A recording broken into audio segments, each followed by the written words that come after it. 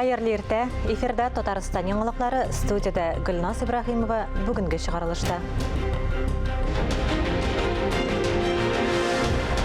15 апрельдә халкыбызның сөекле шагыйре Габдулла Тукайны искә алу көне билгеләп үтелде. Истәлекле чаралар хакында махсус репортаж. Татарстан ветераннары арасында 10-нчы Балкыш фестивале гөрли. Ленин исемендәге мәдәният йортында сайлап алу туры узды. Кайда әкият, кайда чынбарлык, ни өчен журналистлар ифтарына туган батырны чакырганнар.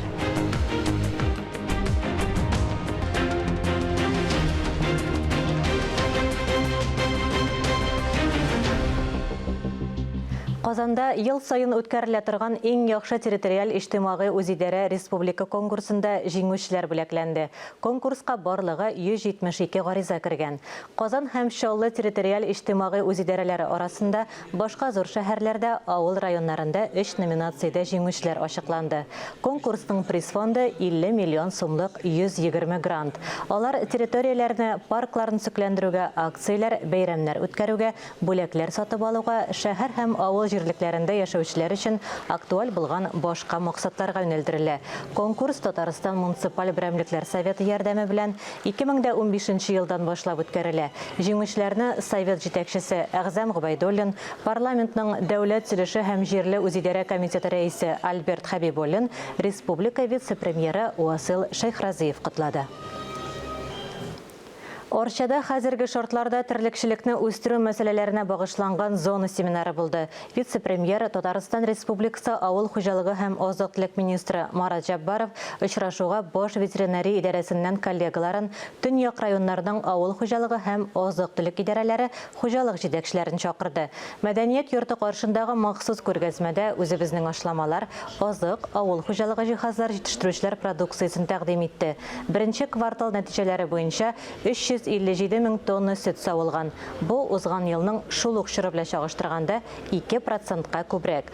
Авыл хуҗалыгы җитештерүчеләренә яшь терлекләрнең сакланышын тәэмин итү, терлекләрнең баш санын арттыруга игътибар бирергә тәкъдим ителде. Шулай ук терлекләрнең сәламәтлегенә аерым игътибар бирү, балансланган мул рационны тәэмин итү зарурлыгы да әйтелде. Башка темаларга күчәбез.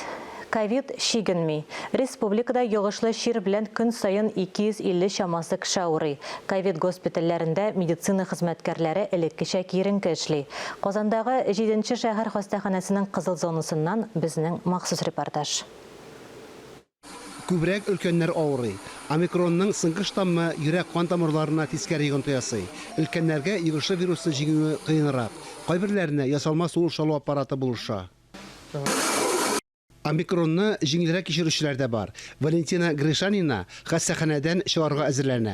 Бер тапкырда ковидтан прививка ясатмаган, ширләрмен дип уйламаган. Не вакцинируются, конечно, надо. Очень бы хотелось, чтобы эти кровати не были задействованы. Буш коридорлар һәм палаталар пандемия башланганнан бирле сирәк күренеш. Табиблар әлегә җиңел сулыш ала. Май аен сагаеп китәләр. Коронавирус йогышы кабат активлашырга мөмкин.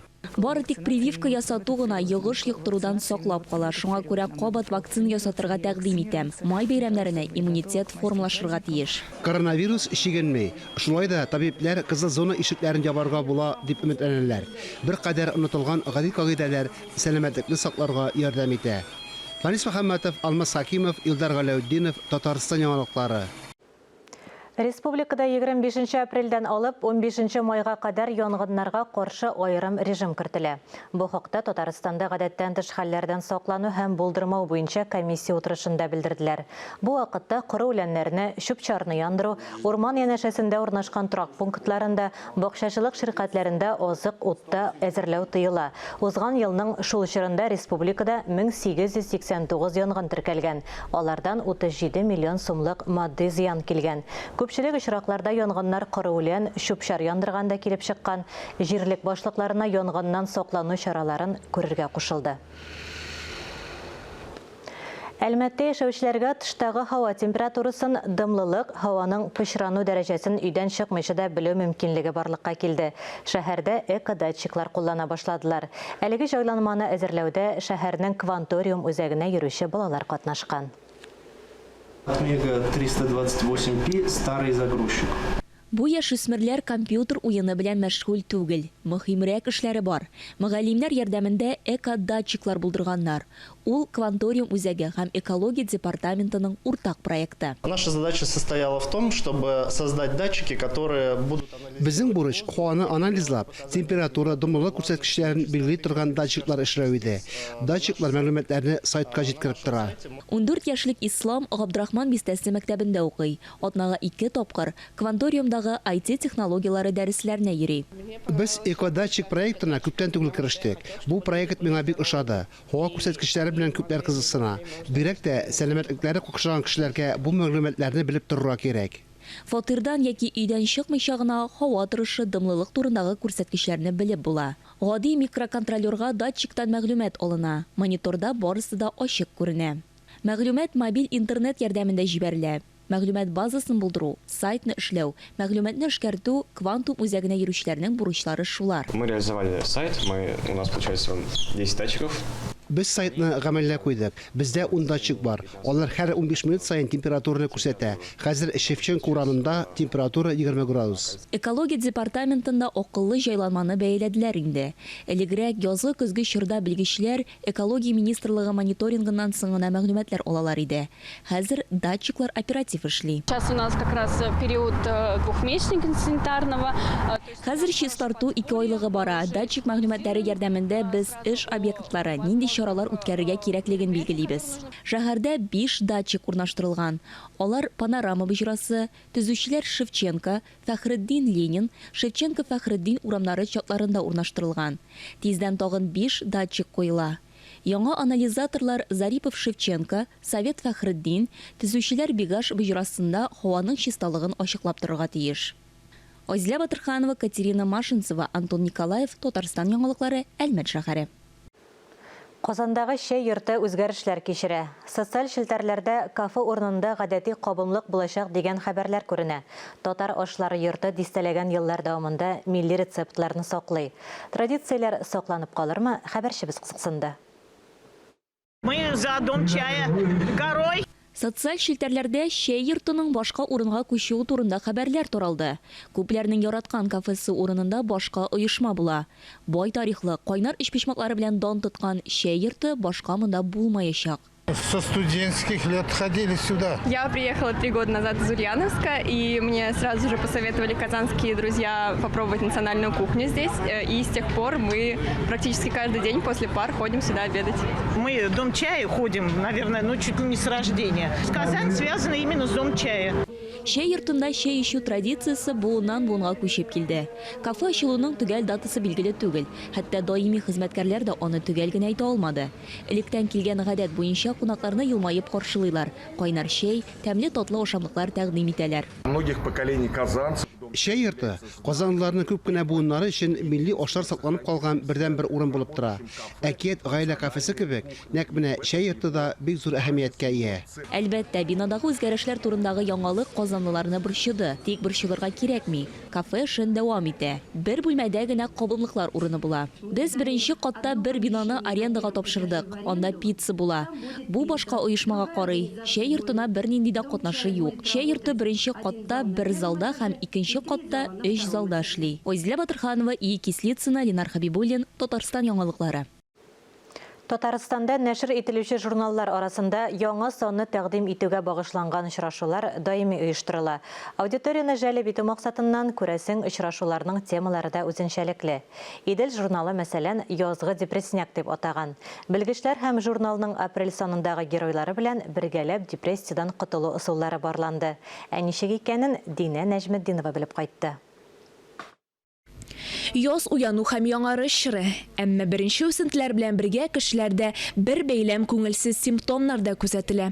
Төшенкелеккә бирелү, эш пышу, сәбәпсез борчылу, мондый хәлеттән котылу бик күп көч таләп итәргә мөмкин.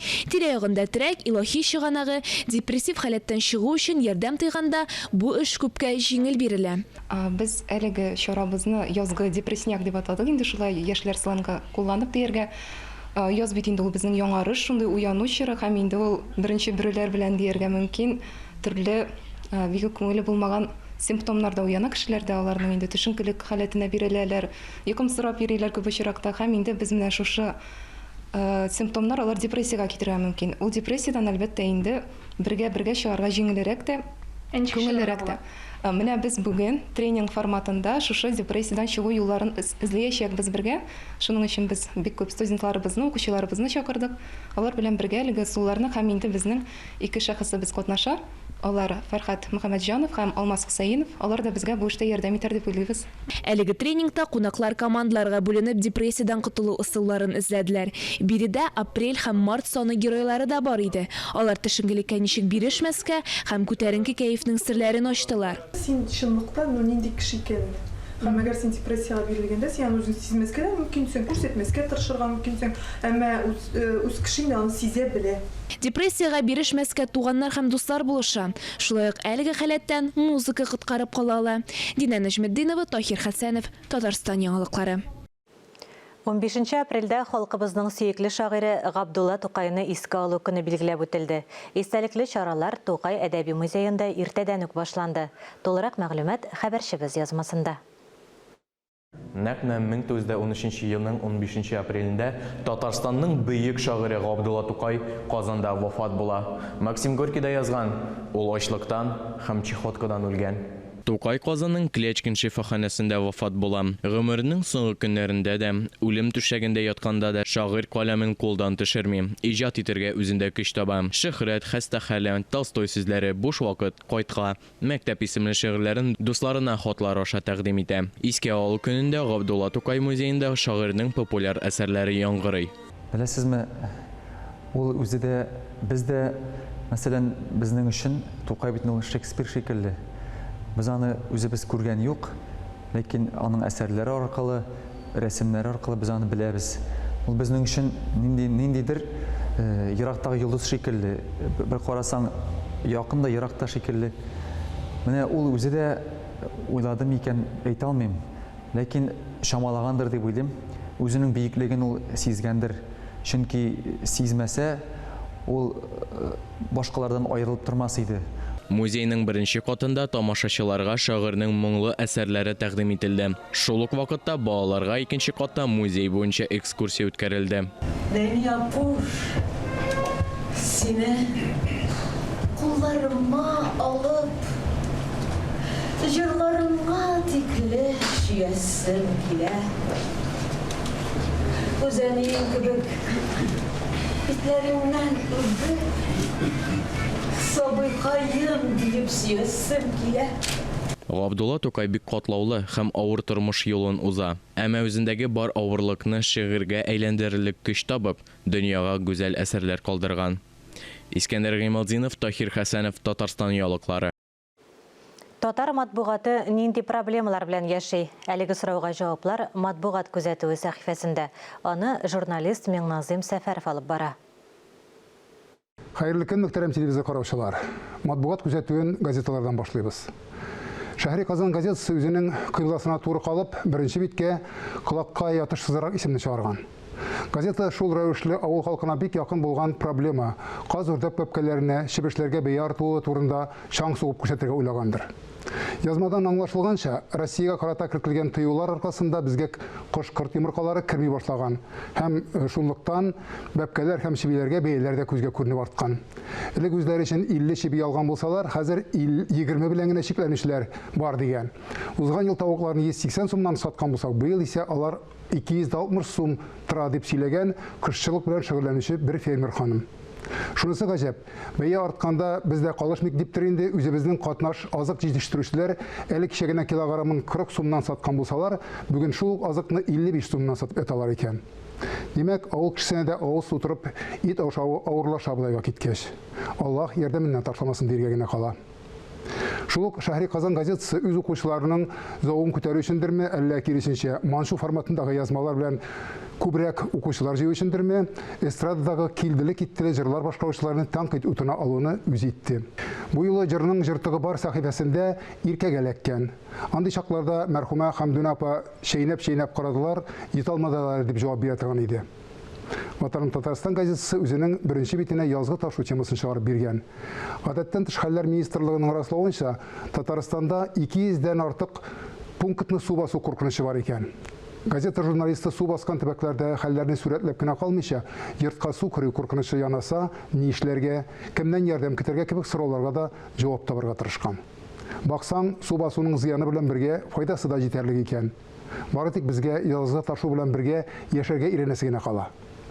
Газетада шулай ук татарның беренче булып Советлар Союзы герое исемен алган Гөлфан Батыршин турындагы язмада күпләр кызыксынып укыгандыр дип уйларга кирәк. Дару кытлыгы дип шомланган кешеләрне тынычландыру өчен газета тулы бер битлек язма бастырган. Кыйммәтле даруларны алыштырырлык ак тимәләр исемлеген кисеп алып саклауга куючылар да булгандыр әле. Сәясәтчеләрнең хаталары халыкка афәт булып ишелеп төшә. Украинадагы махсус операция меңләгән, миллионлаган кешеләрнең язмышын качаклыкка китереп тоташтырды. Россиягә генә дә 348 меңнән артык шундый качак кайткан. Шуларның Татарстанга кайтучылары авыр язмышы белән Сөембикә журналыннан укып танышырга була. Әби бабайлар тик торганнан гына әйтмәгән инде аны. Махсус операциялар гына була күрмәсен дип. Хатын-кызлар өчен чыгарылышы журналының бу санында теге яки бу өлкәдә аеруча тырышлык күрсәткән асыл затларыбыз турында язмалар җитәрлек. Әмма шулар арасында журналының элеккеге мөхәррире мәрхүмә Венера Ихсанованың килене белән ничек яшәгәнлекләре турында килененең авызыннан алып язылган сагыну дип аталган язма аеруча игътибарны җәлеп итә. Матур тормыш итим дисәң, әнә шундый матур кешеләрнең тормыш тәҗрибәсенә дә колак салырга кирәктер ул. Тормышыбызда сагынып искә алырлык мизгелләр күбрәк булса иде дигән теләктә бүгенгә сезнең белән сау булашам. Исәнлектә күрешик. Яңалыклар программасын дәвам иттерәбез. Ленин исемендәге мәдәният йортында Татарстан ветераннары арасында үзешчән башкаручыларның Балкыш фестивале уздырылды. Тулырак Динә Нәҗметдинова язмасында.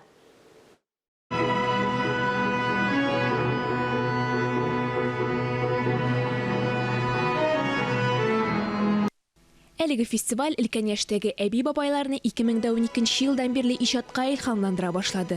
Бүген көндә Балкыш фестивале өлкәннәрне рухландыра, дәртләндерә һәм яшәү яме исти. Катнашучыларның сайланып алынган җырлары эчке халәтне күрсәтә, тамашачыларның күңел кыларын тибрәтә. Һәрбер башкарган җыр яки бию тамашачыны яшь чакларына алып кайта, баш аяк белән хатирәләргә чумдыра. Иң өлкән катнашучыга 90 яшь. Аңа карамастан фестивальдә бик теләп катнаша. Ел саен яңа костюм, җыр әзерли, тамашачыларны һәм жюри әгъзаларын иҗат җимешләре белән куандырып тора. Безнең татар композиторы Фәтхрахман Әхмәдиевне хәзер бик әйбәт зурлыйлар, хөрмәт итәләр. Мин аны хөрмәт итеп Фәтхрахман Әхмәдиевның җырын җырлыйм хәзер. Фәтхрахман белән без бик күп чыгышлар ясап җирдек ул исән вакытта. Әйтеп тормыйм инде зур Зәки Нурилар, ниләр бөтен писательләр алдында выступать итеп җирдек бик күп җирләрдә. Фәтхрахман белән мен шул Фәтхрахман истәлегенә дип җәйнең матур аяз таңнарында дигән җырны җырлыйсым килә. Кырдырыңга кызгы вакыт искән. Гөлчәчәкләр сынып биткәннәр. Ак каеннар синең кайтыр юга сары яфракларын сипкәннәр. Фестиваль автор башкаручы Нәфис сүз, эстрада вокалы һәм башка номинацияларда оештырылды. Һәрбер башкаручы күңеленә хуш килгән иҗатын жюри әгъзаларына тәкъдим итте. Монда катнашучылар саны бик күп артты. Һәм лауреатлар саны артты. Ул безгә, конечно, өстәмә бер мәшәкатьләр тудыра. Аларның бит әле гала концертка чыгарасы килә. Әйеме? Аларның бит әле бүләклисе дә килә. Әмма ләкин менә безнең 6нчы фестивальдә 20нчы елда барлыгы 174 лауреат булган иде. Менә хәзер инде әле бүгенге көнне санамыйча 263 или 264 уже лауреат бар безнең. Оларны кая менә чыгарып бетергә сәхнәгә. Аның күбесен чыгарып калмаячак инде. Без аларны лауреат алабыз. Әмма ләкин кайберләре сценага чыкмаска мөмкин инде. Аны башкача булмай. Чыкканнары инде, конечно, менә шул белгеле 29 апрельдә һәм майда 20 майда октябрь аенда алар сәхнәләрдә Казан сәхнәләрендә үзләренең гала концертларын куячаклар. Менә үзенчәлек шунда ки масштаб мәсьәлә киң кулачлы быелгы фестиваль тагында киңрәк кулаш алды. Гала концерт 29 апрель көнне филармония концертлар залында уздырылачак. Динә Нәҗметдинова, Александр Решеткин, Татарстан яңалыклары. Созвездие йылдызлык фестивале быйыл Татарстаннан 60 меңнән артык талантны җыйды. Беренче гала концерты сойлап алу турларыннан иң яхшы 40 номер күрсәтелде. Вокал соло, вокал ансамбльләр, хореография, алып баручы, җырда иң яхшы музыка, иң яхшы җыр тексты һәм иң яхшы видеоклип номинацияләрендә үзләренең осталыкларын расладылар. 22 апрельдә Пирамида мәдәни күңел ачу комплексында йомгаклау гала концерты уза. Бу көнне проектның Гран-при һәм республика байлыгы махсус бүлегенә ия булучыларның исемнәре ачыклана. Ураза сүзенең мәгънәсе шитләшү, ерагаю булса да, ул киресенчә мөэмин мөселманнарны берләштереп торучы ай. Авыз ачу өчен оештырылган ифтар мәҗлесләренең кайберләрендә меңләгән кеше катнаша. Шушы көннәрдә Татарстан дини нәзарәтендә гадәттәгечә журналистлар өчен ифтар үткәрде. Туган авылым милли комплексында узган журналистлар ифтарыннан хәбәрчебез Мөршидә Җиһан репортажы.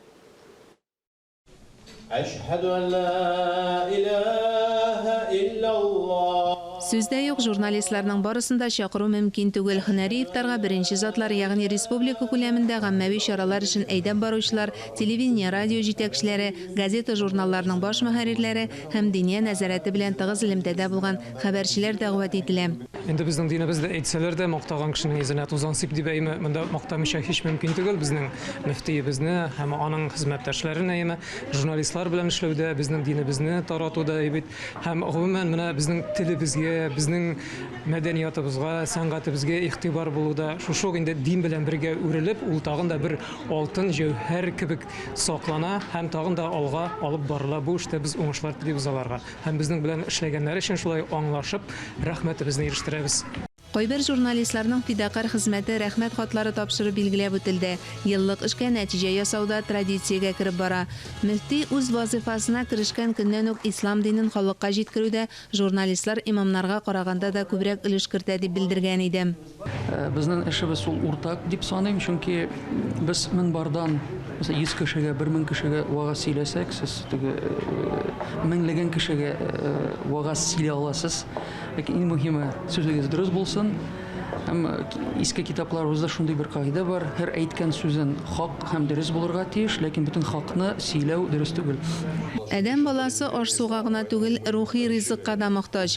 Эшмәкәр иганәче Радик Абдрахмановны күп еллар буе татар әкиятләрендә каһарман булмау борчый. 1100 у нас 1100-летие. Туган батыр дип аталган әкият китабын нәшрияткә бирдек. Быел ислам динен кабул итүнең юбилей елы. Шуңа багышлап гомуми тираж 1100 данә булып чыга. Май аенда халыкара Казан саммит икътисади форумда килүчеләргә бүләк итеп өләшергә җыенабыз. Туган батыр проектын шул чорада тәкъдир итәбез. Халкыбыз әкиятләргә бай үзе, калын китаплары да бар, әмма Камыр батыр белән Таң батырдан ары китеп булмый. Хәтта хәйләкәр былтырның да хәзерге заман балалары фикер сөрешеннән табигатьне саклаучылар белән мәшәкате килеп туарга мөмкин. Ә Туган батыр бу җәһәттән теләсә нинди явызлыкны, кыенлыкны җиңә алган үрнәк герой. Ифтар башланыр алдыннан видеоролик аша әкиятне укып чыккан балаларның фикерләрен дә ишеттек. Алар әкият геройларының рәсемнәрен сайлауда катнашкан. Ә Туган батыр маҗараларын язучы драматург Зөлфәт Хәким уйлап тапкан. Күпмедер дәрәҗәдә рухи азык балаларга. Ниндидер теге ориентир, ниндидер юнәлеш бирергә ярдәм итәр, ниндидер тәрбия турында сүз алып бару мөмкин түгел дип саныйм, чөнки бер китап белән генә син тәрбияли алмыйсың. Тәрбияли гаилә, нинди геналар салынган, шулай бит инде балаларга. Шуңа күрә әмма менә мондый проектлар кирәк дип саныйм. Мин бу проектның кызык буласын алдан ук белдем, шуңа күрә мин ярар язам дидем һәм яздым. Зөлфәт Хәким белдерүенчә, әлеге әкият тәрбияви роли булсын дип язылмаган. Бала әлеге әкият аша хыялын байыта, мавыга соклана. Балалар бакчасындагы яңа ел яисә башка иртәнге бәйрәмнәрендә бетман булып түгел, ә Туган батыр булып киенә башлый. Менә шул вакыт әкият тә чынбарлыкка күчә. Күптән түгел генә бит инде без эшләгән идек әле нидә Билал дигән мультфильмда татарчалаштыру турында сөйләшкән идек. Менә шундый һаман сайын ниндидер яңа проект, яңа әйбер һәм бу геройда Исламда минем уйлавымча кешеләр арасында танылыр, үзенең урынын табыр, бигрәк тә сабыйлар алдында, чөнки ул һәрвакыт кирәк. Сабыйлык дөньясы, балачак дөньясы ул канатлы, ул һәрвакыт ул ниндидер яңа шикләрне белми. Шуңа күрә дә хәзрәткә дә, Камил хәзрәткә, аның командасына мин зур рәхмәт белдерәсем килә менә мондый ифтарлар өчен. Бу фикердәшләр һәм чордашлар, көрәштәшләр очрашуы дип әйтәсем килә. Диния нәзарәтенең журналистлар белән аңлашып эшләү өлгесен булдыруда Камил хәзрәтнең дә өлеше зур. Яңа медиа технологияләрен өйрәнеп, журналистлар арасында IT мөфти дигән исемдә алды. Диния нәзарәтенә бик зур рәхмәт, чөнки безнең өчен бу бик зур вакыйга, җыелышабыз, берләшәбез, уйлашабыз. Безнең дә бит эшләребез бер, безнең дә эшебез нур, милләт, тел, мәхәббәт һәм Аллага ышану. Көч бердәмлектә, фикердәшлектә, вәгазь сөйләү, нәшид башкаруда җәмәгать ифтарларының алыштыргысыз бер өлеше. Бу юлы шулай ук кылыч һәм таякның асыл мәгънәсе аңлатылды. Викторина аша ислам динен әйбәт белгән журналист исеме дә ачыкланды. Иң зур балны Альфред Мөхәммәд Рәхимов җыйды. Мөршидә Җихан, Александр Решоткин, Татарстан яңалыклары. Әлеге сәгатькә шундый яңалыклар иде. Берничә минуттан эфирыбызны хәерле көн Татарстан тапшыруы дәвам итә. Ә без яңалыклар иҗат төркеме бүгенгә саубуллашабыз. Үзегезне һәм якыннарыгызны саклагыз, сау, сәламәт булыгыз.